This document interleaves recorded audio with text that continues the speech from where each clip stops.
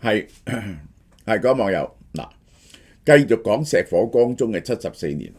其實今次石火光宗其實呢，我嘅電視生涯呢係講過好多次，但係呢，我有一個我嘅老友啦，當時嘅編審阿欣姐啦，佢就叫我呢係要將嗰個創作嘅靈感點解咁寫係講出嚟，呢個就係嚇。咁我覺得有啲意思嘅。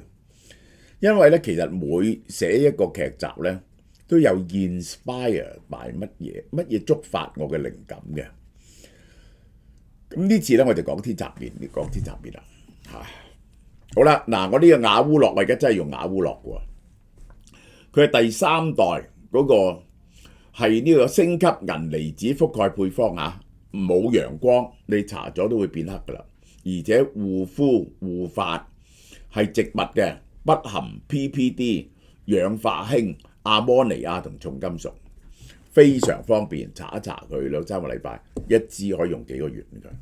天蠶變嘅創作就因為我覺得無線嘅武俠劇咧好差，我係可以就好嘅武俠劇，但係咧我買唔到金庸同古龍嘅作品，於是我就孭上身去創作。我哋有一線呢個長篇劇。嗰陣時咧就係變色龍打緊無線嘅歡樂今宵，於是咧我哋要開闢第2戰線，就打8至9。嗰陣時7至8佢就係做抉擇，我哋就唔同佢打，啊！佢哋嘅翡翠劇場喺7至8，佢嗰時8點檔係採取乜嘢呢？係1個禮拜1集，或者特定時間播特定嘅劇集。我覺得呢個好好攻擊嘅，個慣性唔夠。星期1至3係播龍潭群英，星期4神龍五虎將，7月5號首播係民初功夫劇呢個係之前係刀神，啲民初劇咧通常唔受歡迎嘅星期5咧就3斤4磅。後來咧就難兄難弟，馮淬帆、鄭少秋、梁小龍星期6就加咗香港過埠新娘，星期日絕代雙驕咁樣。嗱，呢個就無線8點檔，星期1至3龍潭群英呢一個星期4神龍五虎將第2個節目，星期5呢個係3斤4磅難兄難弟，我哋打呢3個，即係3個節目。1至3一個，星期4一個，星期5個，我就用1至5都播長篇武俠劇嚟到攻擊佢哋。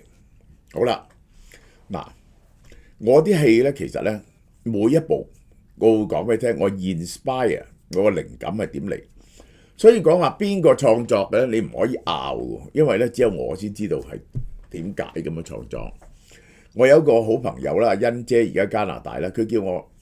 因為我以前我覺得仲有咩好講呢啲嘢，因為咧我已經喺呢個香港電視、香港電台嗰個口述歷史嗰度咧，我已經詳細講過晒呢啲故事，但唔係嗰個戲係點嚟嘅，同埋我點解咁樣諗咧，我可以講俾大家聽嘅。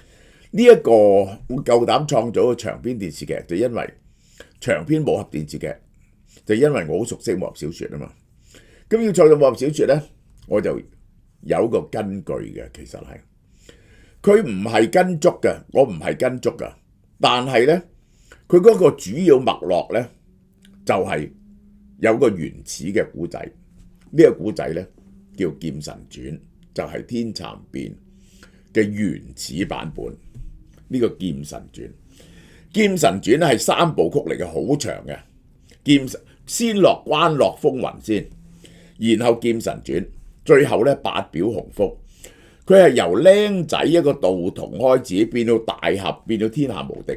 呢個係參考司馬陵早期創作代表作，識嘅人好少，所以我出嚟咧冇人覺得我係有 copy 佢，因為佢哋根本冇人睇過《劍神傳》。司馬陵我好中意佢嘅，點解咧？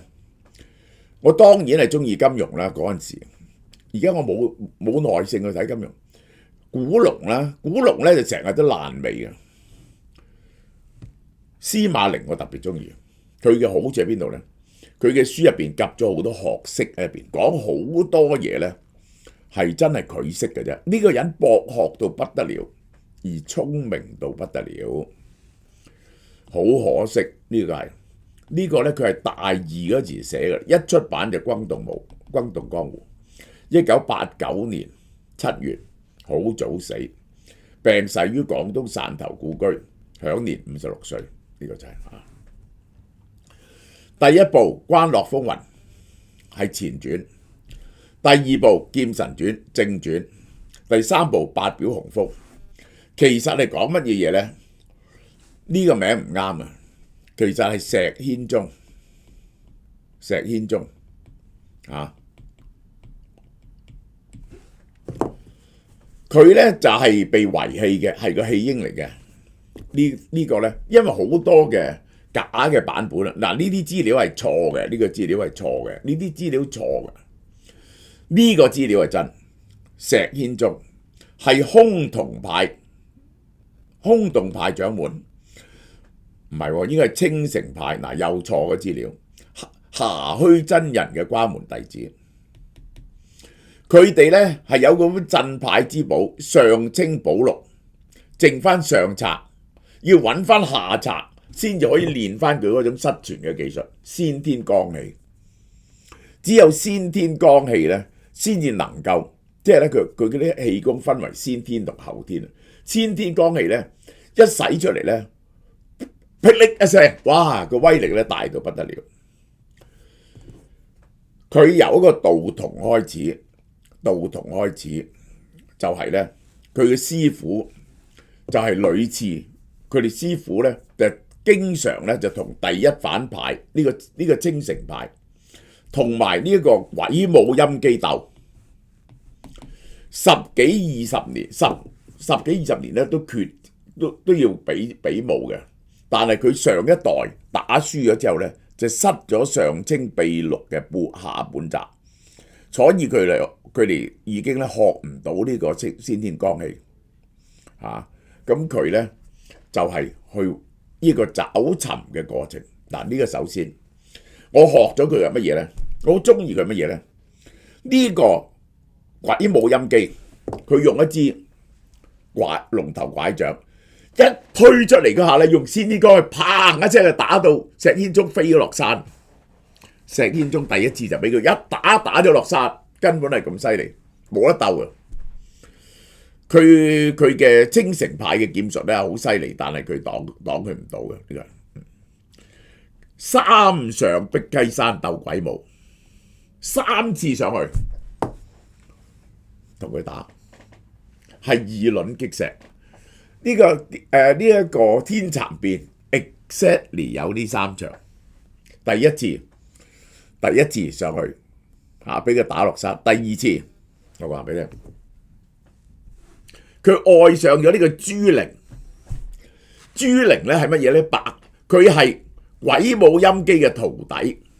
嗱，呢個都就武俠小說典型嘅排場，愛上仇人個女。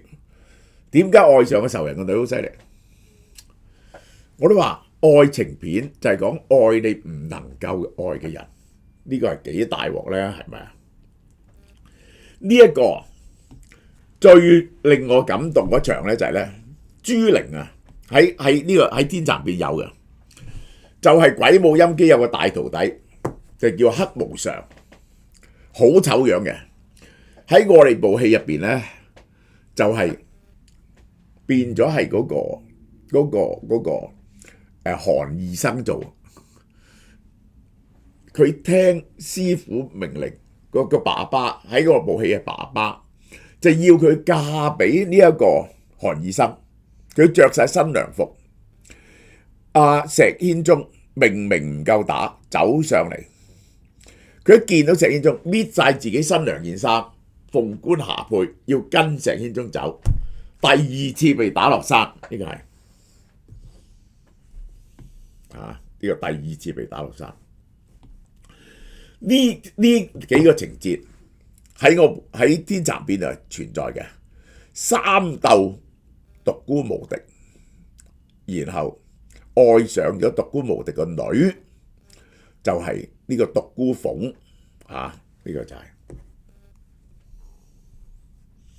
好啦。嗱，我跳後邊先。故事設咗喺明朝，我就唔用清城派，就講係武當派。石軒宗就係雲飛揚，雲飛揚咧就係做個雜役嘅啫。嗱，呢個設定俾人恰到死下，夜晚咧原來咧佢偷走去樹林度，有個人教佢武功，但係佢唔可以表達啲武功出嚟嘅。你估點解咧？就因為其實佢係武當掌門人張英做個仔嚟嘅，私生子嚟嘅。一個名門正派嘅掌門人有個私生子，咁又唔捨得佢，執佢翻嚟，然後暗中教佢武功。嗱，呢條橋咧就係咁樣嘅。好啦，然後咧佢就愛上咗呢個獨孤無敵個仔啦。呢個就係咁。好啦，嗱，我講咗嗰條主線就係佢鬥獨孤無敵，由一個道童開始，有個做雜役工人開始，經歷過所有嘅困難，終於武藝大成。咁第二咧就係咧書入邊咧牽涉到一樣嘢，我 set 咗落去嘅就係天蠶神功。天蠶神功係來自乜嘢嘢咧？嫁衣神功。嫁衣神功係乜嘢咧？呢一種內功係點咧？係出自絕代雙驕。我哋一開頭講呢個武當掌門呢一個張英，仲有個師叔係鮑翰林。鮑翰林咧應該好打過張英好多噶，佢修練嘅就係天蠶神功，但係佢唔敢出嚟同獨孤無敵打。點解？原來佢嘅武功咧有時得，有時唔得嘅。佢就係呢個嫁衣神功。呢個係嫁衣神功係攞自唐代詩人呢個名句：苦恨連連壓金線，為他人作嫁衣裳。練呢種功夫自己用唔到嘅，貧苦嘅織女每日辛勤織布，造成美麗嘅嫁衣係俾富貴小姐着嘅。練天蠶功練嫁衣神功非常痛苦嘅。練到後來咧，個內力太過剛猛，好似個火喺身體入邊咁。到6、7成咧，全身好似俾針刺、火燒，痛苦不堪。點樣練成佢咧？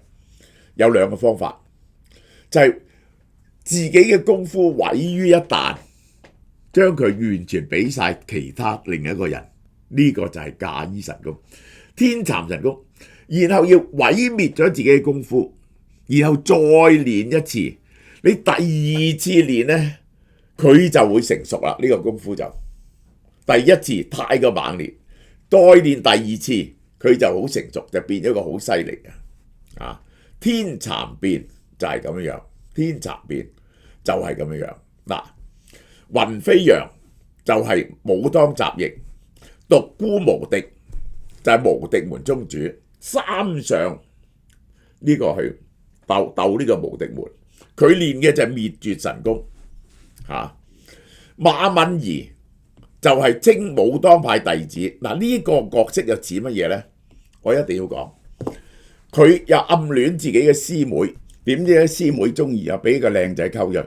嗰個呢就係笑傲江湖啊嘛，笑傲江湖啊嘛，呢個令狐沖同個師妹啊嘛，佢本來係個精神支柱，點不知俾人溝咗。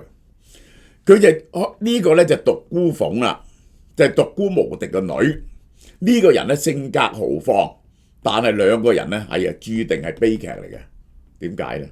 嗱，呢個又套咗第2個小說來，就其實咧呢一個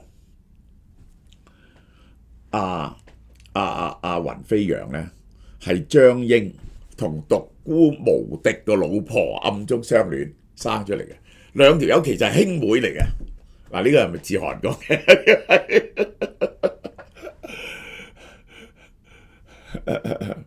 傅玉書潛伏喺佢嗰度，呢個就係邊個啦？笑傲江湖嗰、個碧血神劍嗰個林乜嘢啦？呢、個就係呢個角色啦，呢、個就係清楚啦嘛。咁呢個成個佈局咧就係咁樣，武當派同無敵門，然後苗疆秘密組織呢、個逍遙谷係成日想顛覆嘅啫兩個。而呢度咧就係將架衣神功咧就改咗做天蠶神功。天蠶神功好似蠶咁綁住咗自己，要廢咗武功再練，破繭而出，武功同體質發生脫胎換骨嘅變化。昆蟲一定要繭中天蠶，必須破龍路，呢、個就係、結果個樣都唔同晒，好唔好笑？因為徐小強唔見咗。我下次咧就會講，一定有三樣嘢要講嘅。其實天蠶別再講，就係蕭生同我嘅合作。呢、一個係呢一個就係講徐少強嘅失蹤嚇，呢、個係仲有武子，佢呢個武子邊個個仔係呢個，因為呢部戲佢就飛咗上去，呢、個就係雲飛揚終於擊敗第九重。嗱、呢個咧就係、我改咗好多次作詞盧國沾，其實係我嘅意思嚟。獨自在山坡高處未算高，命運在冷笑暗示前無路。浮雲由身邊發出警告，我高士闊步。雖知此山頭猛虎滿布，膽小非英雄，決不願停步。冷眼對血路，寂寞是命途。做人就係咁。明月映山崗，倍覺孤高。呢個係拋開愛慕，飽遭煎熬，早知代價高。絲方吐盡，繭中天蠶，必須破龍路。呢、個就講愛就係咁樣綁住你噶啦，亦都同時講個武功。最後個精神，一生稱英雄，永不信命數。經得起波濤，更感自傲。抹去了眼淚，背上了憤怒，讓我攀險峰，再與天比高。嗱，呢個係我改落去嘅。毛澤東呢、個係欲與天公再比高，呢、個就係、好啦，下次我就會講呢、個，繼續講多一集。好啦，再一邊就係一個患癌症嘅人，一粒頭髮呢、個就係發明嘅，用呢個黑豆。2週見證頭髮激減71%，第一件9折，第二件7折。呢、個就係洗頭水，呢、個就係精華素精華素。你買一個洗頭水，2個精華素，送多個精華素俾你。使用3個月，使用12個月。大家睇下個廣告。點解日本廣告嚟嘅？因為佢喺日本好好賣呢隻嘢。